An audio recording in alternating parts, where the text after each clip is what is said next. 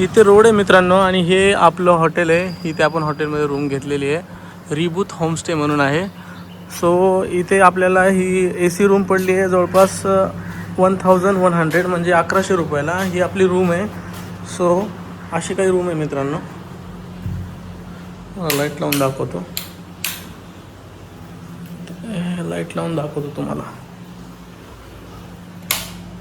Okay, अशी काही room आहे आणि अटॅच वॉशरूम आहे. तर ही रूम आपल्याला जवळपास 1100 रुपयाला मिळाली आहे. ही तुम्ही ऑनलाईनसुद्धा बुक करू शकता त्यांच्या वेबसाईटवरून किंवा अगोडावरून वगैरे.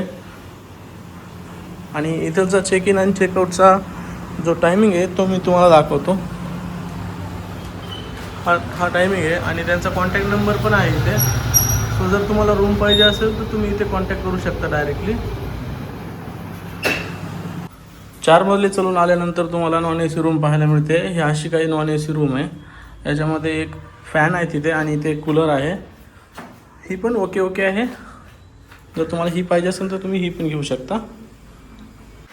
सो आपण आता चेकआउट करतोय मित्रांनो. एक गोष्ट लक्षात ठेवा, जर तुम्ही तुमची ट्रेन वगैरे जर सकाळी लवकर आली तर तुम्हाला अर्ली चेकिंग करावं लागेल. जर ऑनलाईन जर हे हॉटेल बुक केलं तर ते अर्ली चेकिंगचे तुम्हाला एक्स्ट्रा पैसे घेतील. पण जर तुम्ही इथे येऊन त्यांना बोललात तर ते तुम्हाला अर्ली चेकिंगचे पैसे पण घेणार नाहीत. सो मी तुम्हाला रेकमेंड करेल की तुम्ही इथे या आणि बोला आणि नंतर मग तुम्ही डिसाईड करा की तुम्हाला इथली रूम घ्यायची आहे की नाही.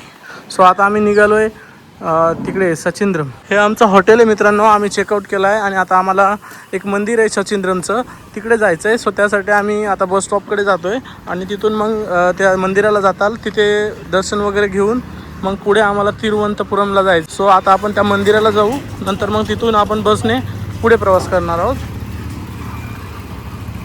हा रोड आहे,